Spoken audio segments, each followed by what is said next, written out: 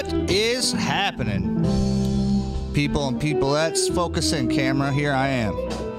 It is another Wednesday here at the Wheelhouse on this beautiful April day. I think it's April 3rd today, 2024. We have another brave guest coming to us all the way from the great state of California. Before we get to her, let's roll the intro. Welcome to Wheelchair Wednesday.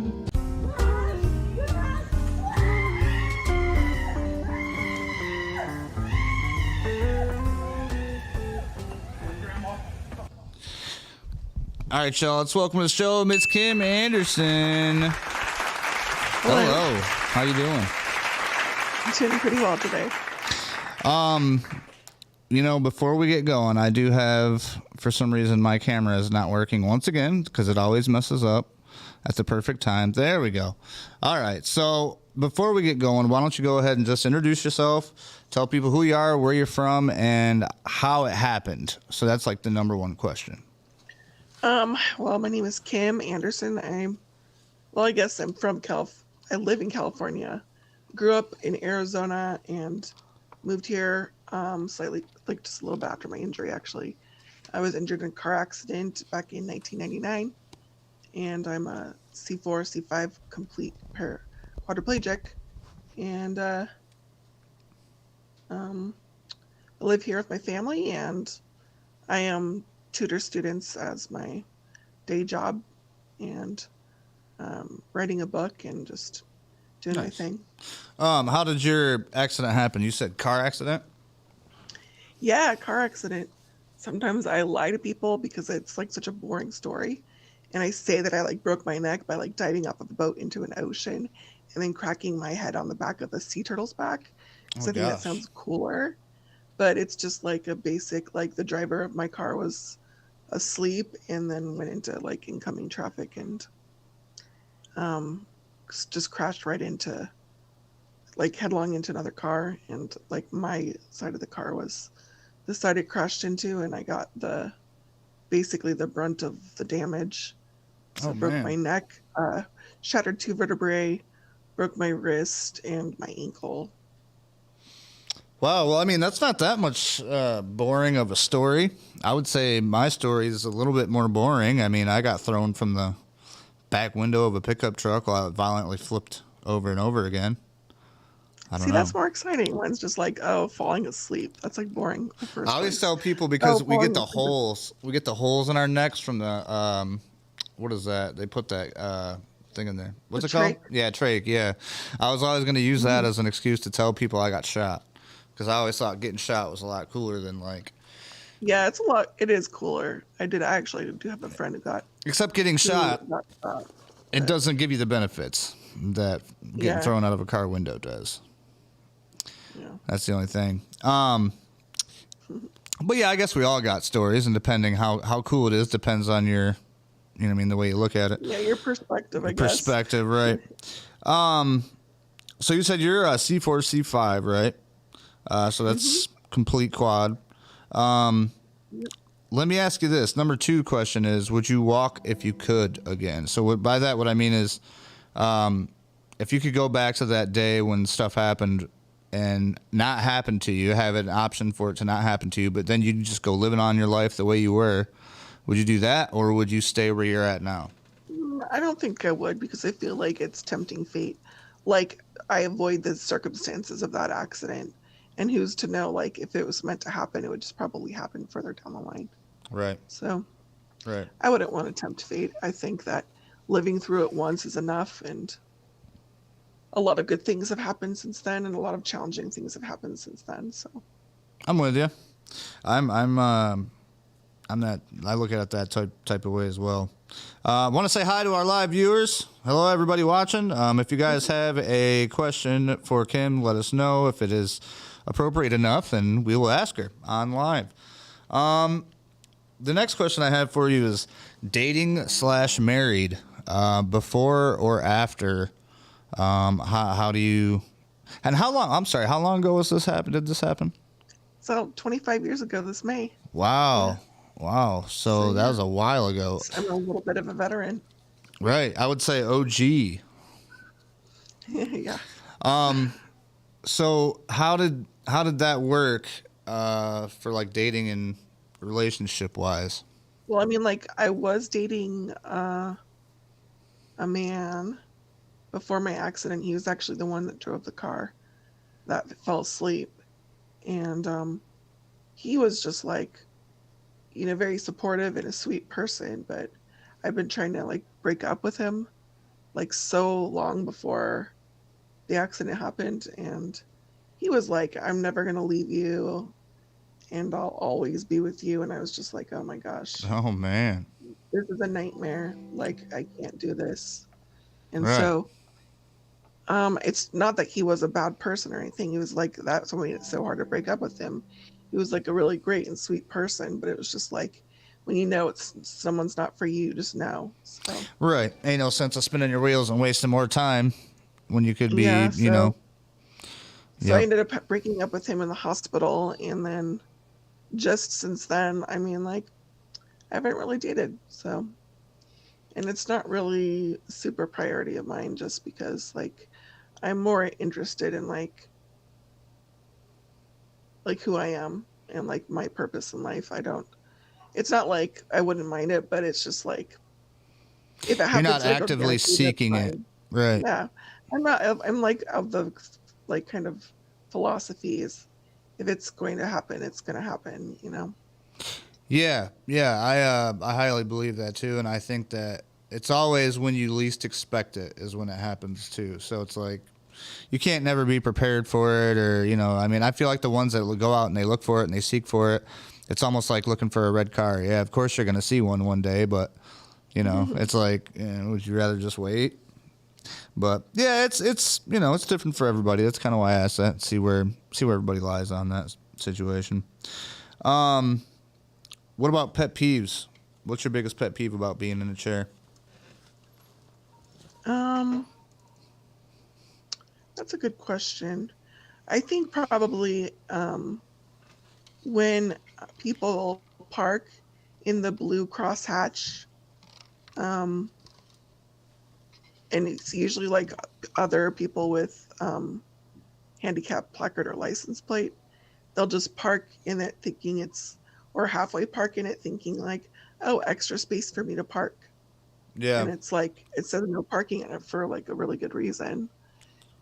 So I don't like that because it makes it very, very hard for me to get in and out of my vehicle. Yeah, and I got to be honest. I mean, before I was in a chair, I mean, my accident was in 2019, but beforehand, I never thought about the significance, the huge significance of it until my Mhm. grandfather, when we actually had to use it for him so he could get in and out of his chair. And then I didn't even really understand the whole significance of it until I had to use it and it wasn't available. And then you're like, wow, this whole Mhm. time I was overlooking like the seriousness of this stuff, but it really is like it's a big Yeah. deal. And so I took, maybe you guys can take this from me. What I do is if there's no spots, I literally just take two spots up and I'll block it so my ramp can get in and out because I have a ramp for my van on the side. I don't know. Not everybody has, that option, Yeah, I but do that sometimes, but sometimes people will just park really close to you anyways.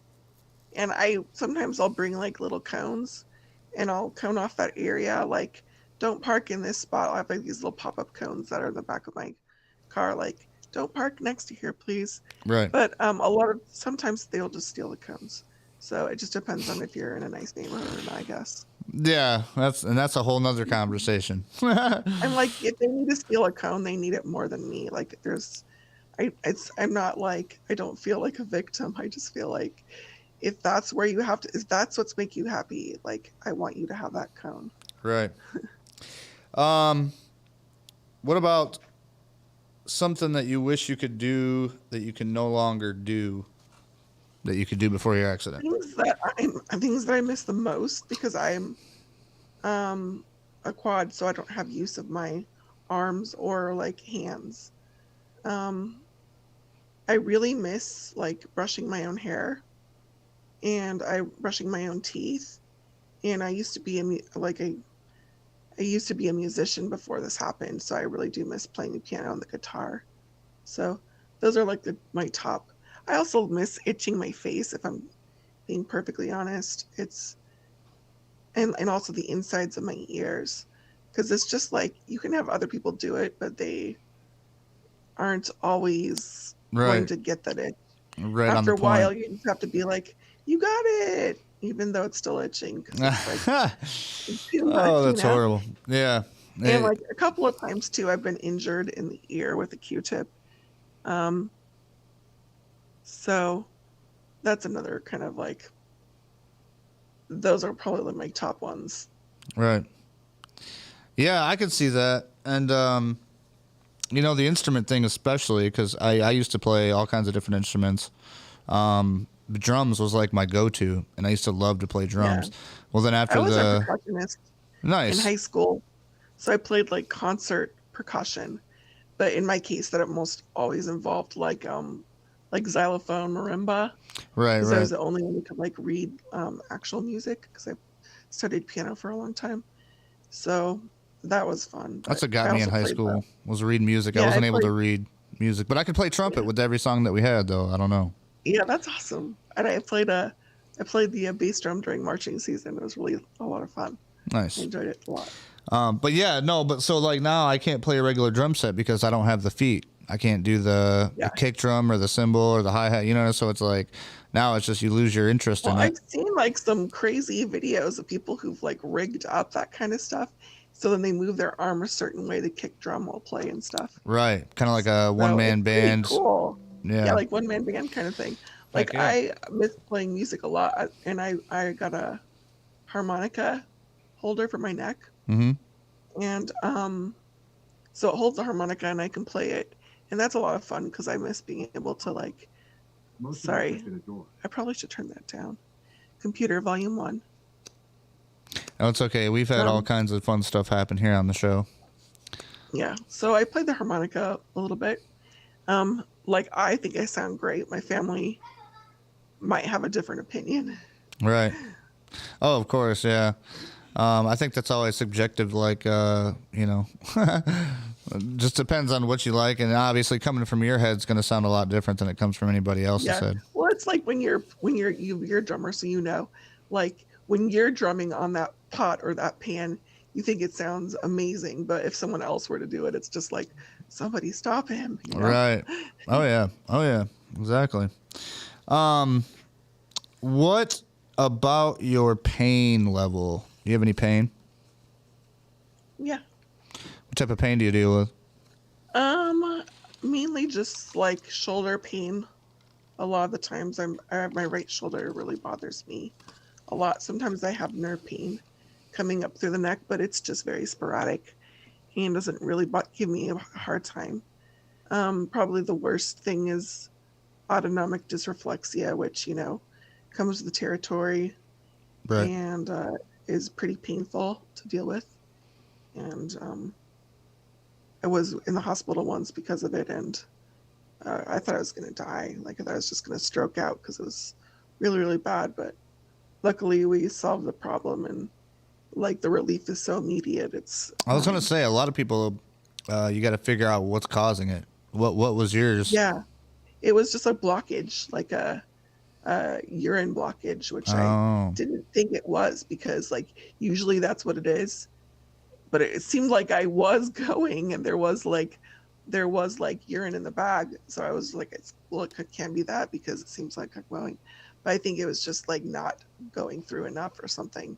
Right. And they ended up solving that problem with they had to like scan me to figure it out. But Oh gosh. yeah, It's crazy yeah. how our body So has a way of telling us what's happening. yeah. And I'm like in the emergency room just waiting my turn, and I'm just like, oh my gosh, like I feel like I could die at any moment. Like this is serious, folks. Right. Like Oh, I can't imagine. What helped you the most after your injury?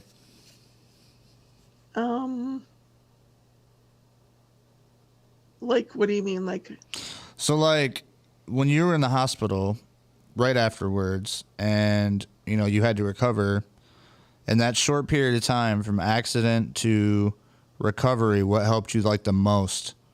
Because, like, well, I think my family probably helped me the most because they were always very supportive. I spent about almost 5 months in the hospital afterwards because like they sent me home after 8 weeks, but then I had complications. First it was because they sent me home in the halo, and then I couldn't swallow um, because of the angle that they was holding my head at. So then they took that off, but then I had really bad nerve pain, like debilitating. I just was just crying all the time. And then after that, uh, I got back. They sent me back to the hospital, and I had like the surgery to like stop the nerve pain and to stabilize my neck more. And then I got pneumonia, and then I had a trach, and I was in the hospital for 3 more months after that. So Wow. my family is very supportive and always always by me like 24/7 in the hospital, and um, just making sure that I was okay. And their support has been like kind of unwavering. Like they have always like helped me accomplish all the things I want to accomplish, and are very like wonderful people. So That's good. Awesome. Yeah, I hear that a lot as family, and I think it's important. You know what I mean? If you do have that around, you know what I mean, to kind of like cherish it, because there are people that don't have that, and it's like I couldn't imagine waking up and not having yeah, anybody. You know what I mean? I've mentored some other quads who've not had the same experience, and their families have been kind of awful. So it is really it is such a blessing to have good people in your life. Right. Absolutely. Next question I got for you is, what about hobbies? So we talked about like musicians, stuff like that. What do you do now for hobbies? What's your like biggest go to? I really like reading, and I really like I like to write, and I've written a children's book called The Fairy Who Could Not Fly.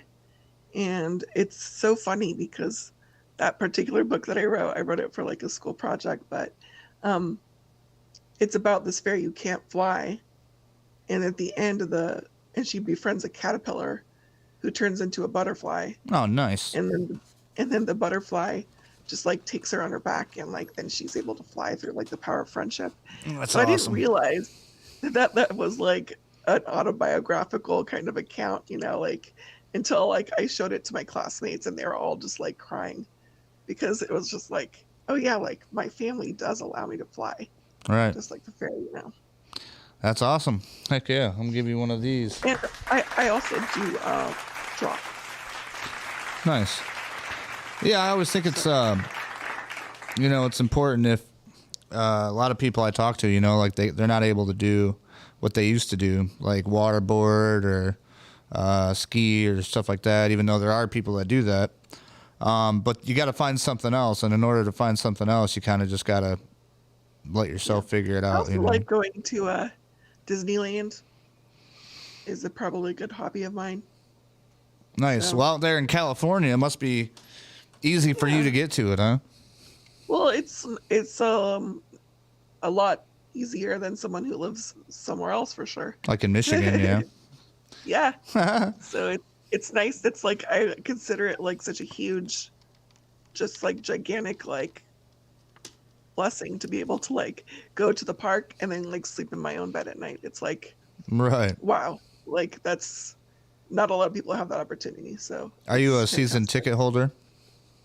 Yeah, yes, I have like the Magic Key Pass or whatever it's called. Yeah, I watch a lot of YouTube, as you can imagine. I watch this guy called Adam Wu. He's got a channel called The Daily Woo. And he's like a big Disney park guy. Like he goes and checks them all out. He lives in Florida. But one thing I will say that I notice about those, like, because I'm not like a huge park guy. I never really was. But if I'm going to go, at least have something for us to do. And he showed a lot of like rides that people can get on, and even with their wheelchairs, power Yeah. chairs, just It's accessible. actually a lot more than you would think of that you could go on, but it's like for me, my favorite thing to do at the park is just like act as a tour guide Mm-hmm. for like visitors, because I've got a caregiver pass, so I can bring different people with me, and I can be like, well, what do you want to do? And then like and then like me checking all their boxes makes me just like so happy. Right. Heck yeah. Um, how about travel? Do you like going long distances travel or? Well, like the furthest I've probably been since my accident is Texas. We went to San Antonio because my brother graduated from the Air Force boot camp. I think they call it basic training. But yeah, so we traveled over there. But it was a 2-day drive, and that was quite the fiasco. Oh, I also went on a cruise to Mexico, and that was pretty fun too. So I really like. I think cruising is great. So I don't know if you get an opportunity. See, I'm I not much for recommend it. boats. I'm just a boring type of guy. I don't know. I don't like boats. I don't like planes. If I was gonna go anywhere, it would be like in a van to go check out Well, I mean, like America. I like road trips for sure, but I just think, and I'm just a little bit wary of planes because I've got a sip and puff wheelchair. I Oh control yeah, with my mouth. It's like if I super don't have important. this chair, if it gets damaged in like down in the cargo, it's like once I get to my destination, it's like, oh well, vacation ruined, you know? Right. Yeah. I don't know. I especially like that. I don't think I would. Even right now, I don't know. Just with all the stuff I've seen and the horror stories I've heard, and I don't know. I'm good on a Yeah, I've flight. been thinking of it because I really do want to go to Florida.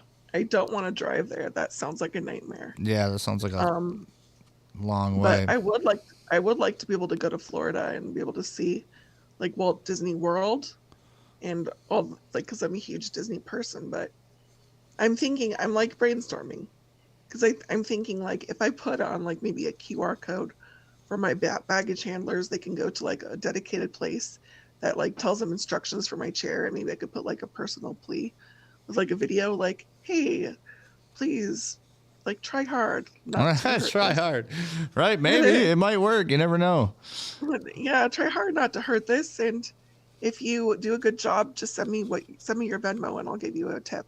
You Right. know, because like I don't mind doing that. Like if it's an incentive for them to like just take a little bit of care, because it's like I know that jobs are hard. They're not everyone loves giving their 100% all the time, but in this case, it's just like I would really appreciate it if they took their job I don't seriously. understand why they don't just allow power chairs. Like, why they have spaces for them on buses? Like, why can't you just put spaces for them It's on a probably plane? like an insurance liability thing. Like, oh, that's not our chair. It hasn't been safety coded for this kind of flight if something bad should happen. Right, So right. You know somebody named Lorena El I do, Arango yes. says hi, Kim. Says hello. Hi, Lorena. Yeah, so I don't know. That's always been something in mind, especially you bring up the flight thing. It's real scary. You know what I mean? If I was gonna go on somewhere like a cruise or something, I'm definitely driving to the coast. And I'm glad that you can get on beaches now. They got track chairs. You can get on a beach with Yeah, a it's track chair and nice. all that different beach chairs and Yeah. stuff. I mean, like Um, I can't switch from chairs easily, but like there are beaches here in California where you can go like almost up to the shoreline. right. Um, like they've got like special sidewalks. So it's really nice. I really enjoyed the beach. What do you think about the ADA stuff where you live at? Do you think that they're like coming up to the times? Are they staying with it, or do you think that they could use some work? Well, where I live in Murrieta, and I feel like they're pretty good in my like city and in my town. Mm-hmm. The further I venture, though, like in Southern California, it's a little iffy, especially if I go like older places in Los Angeles. Mm-hmm. It's like I'll look and I'm like, there's no way that that's ADA approved. Accessible, Like right? I can just tell by looking that that's not right. Mm-hmm. So it's just like different, I guess. But like I guess it's nothing compared to other countries where it's like, good luck. Yeah, for sure. And I mean, I definitely that's one part about being in a chair that you have to think about. Doing anything really, going anywhere is okay. If we're going to this play or if we're going to this movie theater, can I get in? Like, is it going to be a hassle or what's the Yeah, deal? I've had like I love like live shows and stuff. So I've gone to a place in LA before where literally they had to like lift me like 4 giant buff guys like lifted my chair up a few steps to get me into the venue. Nice. So, and I was just like, oh, I feel bad, but at the same time, like, you need to update this because this is bad. Right. Yeah, absolutely. All right, last one of the day for you. What would be the best piece of advice that you could give to somebody who is newly injured? Probably, I feel like your perspective is everything. I mean, like, the way that you think about what's happening to you is more important than what's actually happening to you. So I would say, like, you need to have, like, more of a gratitude mindset. When I was in the hospital, I played something called the Grateful Game, where I just, like, listed everything I was grateful for without coming up with the same thing twice. And I actually never ran out of things to be grateful for, because there's always someone who has it worse than you. Like, I still have my sight, I still have my hearing, I still have my brain, I still have my voice. Like, there's so many things that I'm still blessed with that I can still do. I can still be a sister, I can still be a daughter, I can still be a friend. Like, there's so many things. The list goes on and on and on and on, like, really. And I was able to accomplish a lot. So far, I've competed in the Wiss Wheelchair California pageant like a couple times. Nice. I've won first runner-up 3 times. And that was really fun. I enjoyed those experiences. And I was able to graduate college and get my master's degree. And I feel like it comes from like a gratitude mindset, like understanding that you have value, that your life has value, that your body, even if it's damaged compared to like someone else's body, it still is inherently valuable. Like, there are a lot of things that you can still be grateful for, even if it's not super ideal. So I feel like understanding that it's hard. Like, I'm not always waking up in the morning and just like a golden stream of positivity just shines from me. Like, that's not every single day, but it helps to have that perspective, to like believe in something greater than yourself, and to have like a higher understanding that your life is valuable, that people need you here. There's things that you can only do, and that's no one else can do them like you can do them. Right. So I feel like that's probably the best advice. There's practical things that make my life easier. Like, I have a mouse that I can use my mouth, and that's wonderful. But I think the most part before I had that even was just like the power of being grateful for understanding who I am. Right. Well said. I like it. All right, folks. Well, this has been another episode of Wheelchair Wednesday. Is there anything you want to share with the people as far as like links, or if you have anything, we could always share it in the description. I do have a blog. It's called alwaysbegoodandhappy.com.